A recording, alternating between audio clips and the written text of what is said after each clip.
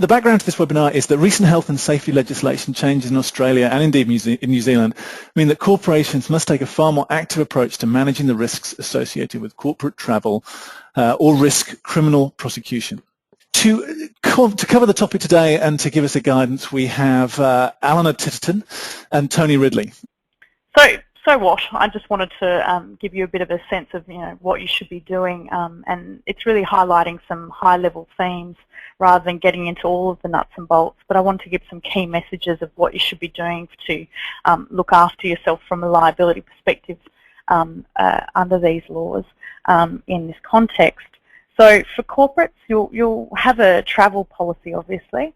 You should be reviewing the arrangements and updating those travel policies to include health, safety and security systems, and making sure that you're considering health and safety in your travel procurement selection. So ask your travel providers whether they're conducting risk assessments in relation to your travel activities, and look at whether they're considering health and safety systems of the organisations that they're booking with as they're making those selections on your behalf.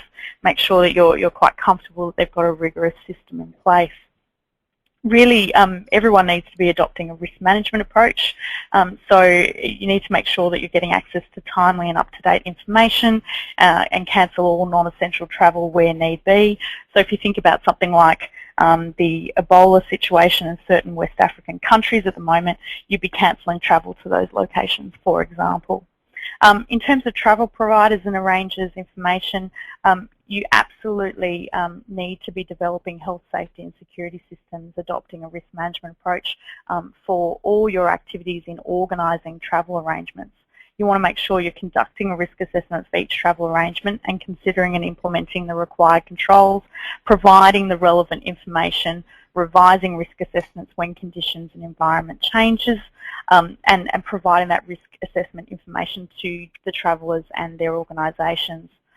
Ensure that you're only booking with tour companies and entities that have safe systems of work. So, for example, if you're putting someone on a bus tour, that you're making sure that that organisation actually is employing drivers that have relevant licenses, etc. These are things that would be considered reasonably practicable in arranging travel arrangements. And that's all I really wanted to say by way of giving you that legal context.